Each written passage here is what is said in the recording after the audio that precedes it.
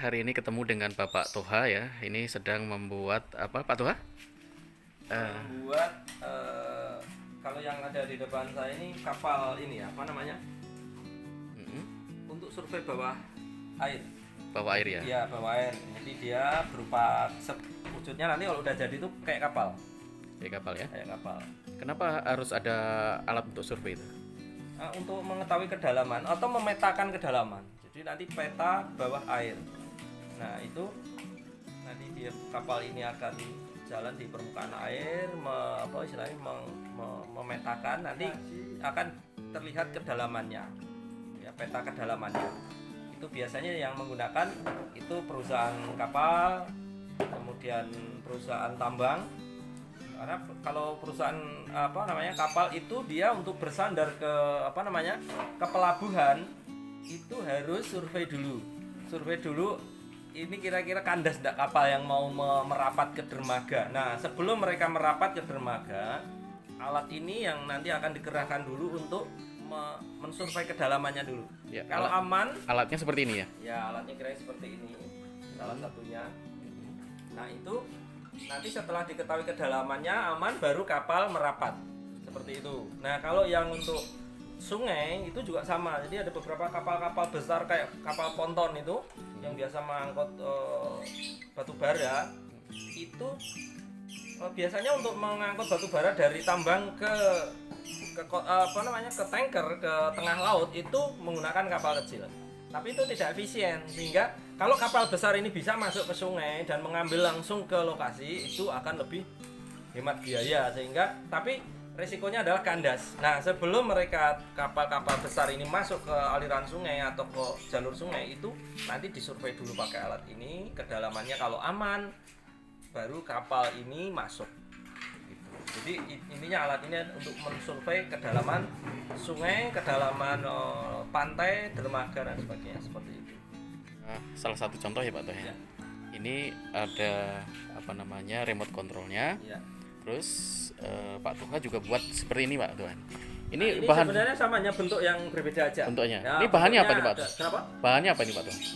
Ini bahannya gabus atau styrofoam, kemudian ada fiber glass, ada resin, ada kayu. Ini triplek. Triplek ya? Ya, triplek. Ini seringan mungkin ini? Kenapa? Seringan mungkin? Seringan mungkin karena harus mengapung. Ini pelampungnya. Ini pelampungnya ya. Jadi bentuknya kapal, ini pelampungnya nanti ini produk yang lain. Ini produk apa ini Pak? Ini yang pesawat terbang. Yang pesawat terbang bisa diangkat nih? Kayak apa? Nah, ini kan belum dirangkai ya. Jadi kalau mau diterbangin dirangkai, ini sayapnya. Ini sayapnya. Nah, ini kalau dirangkai di sini nggak muat tempatnya. Nah, kira-kira ini sayapnya, itu badannya ini. Ini untuk survei juga? Iya, ini untuk survei, tapi survei udara. Kalau survei udara. Survei bawah air, ini survei dari atas. Di atas ya. Untuk membuat peta, seperti peta. Nah, ini mesinnya nih. Ya. Baling-balingnya nih. Ya, itu baling-balingnya. Ini remote-nya. Kebetulan ini posisi lagi perbaikan atau repair, jadi kita copot nih, motornya harusnya di sini. Lagi kita lepas. Untuk satu set ini biasanya harganya berapa Mas Toh? Harga sekitar 95 juta ya. Semua dirangkai sendiri di sini ya. Iya. Nah, ini namanya RC boot untuk batimetri. Jadi istilah untuk survei bawah air itu istilahnya batimetri. Kalau kalau yang terbang itu fotogrametri. Nah, kalau ini batimetri. Jadi alat ini dilengkapi dengan sistem autopilot, jadi dia bisa berjalan sendiri sesuai jalur yang kita buat. Kemudian di bawahnya itu dia ada sensor atau sonar. Dia sensornya itu jadi seperti bunyi ping gitu ya, ngeping ke bawah dasar air. Jadi pantulannya itu nanti akan diukur kedalamannya berapa. Jadi cara mengukur kedalamannya itu menggunakan sonar. Ya, kira-kira seperti itu. Kalau fungsi secara umum ya untuk survei kedalaman sungai, kemudian dermaga, pantai, bahkan bisa laut sebenarnya kalau ombaknya tidak besar ini bisa, karena kalau ukurannya besar sebenarnya bisa untuk di laut, tapi karena kita desainnya kecil sebenarnya lebih cocok untuk danau dan sungai, tapi tidak cocok untuk laut. Tapi kalau laut-laut misalnya pantai utara Jawa seperti itu yang ombaknya tidak terlalu besar, itu masih bisa. Untuk sensornya sendiri dia mampu sampai kedalaman 300 meter.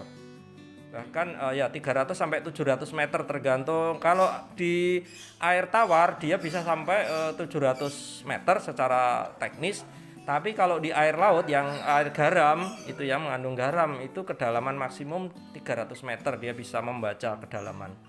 Alat ini sekitar kalau dirangkai semuanya total biayanya berapa ini? Mungkin kalau total biaya dengan harga jual beda ya. Kalau mungkin kalau atau biaya itu kita mungkin tidak bisa menjelaskan, tapi kalau dari sisi harga itu kita jual dengan harga ke user itu sekitar 60 juta. 60 juta ya.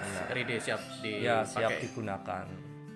Yang biasanya yang kalau alat model ini yang paling banyak digunakan oleh industri pelayaran atau tambang ini? Paling banyak tambang biasanya untuk mengukur kedalaman atau kedalaman ini galian tambang biasanya.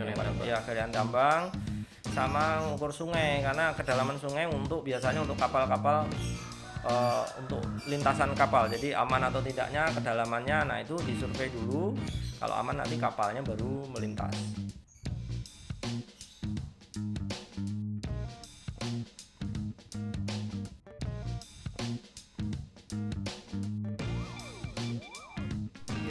Ini namanya ground control station atau pusat pengendalinya. Ini menggunakan komputer. Ini ada software namanya mission planner. Ini untuk membuat jalur. Jadi jalurnya kita buat, kemudian nanti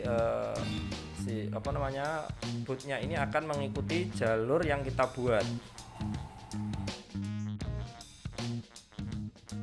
Proses uji coba untuk otomatisnya, jadi ini masih tahap percobaan. Awal-awal kita coba di sungai yang kecil, di sungai atau kolam kecil gitu ya, untuk uji otomatisnya. Kalau nanti otomatisnya sudah berfungsi dengan baik, baru kita akan bawa ke sungai yang besar atau di kolam yang luas atau tambak atau bendungan seperti itu.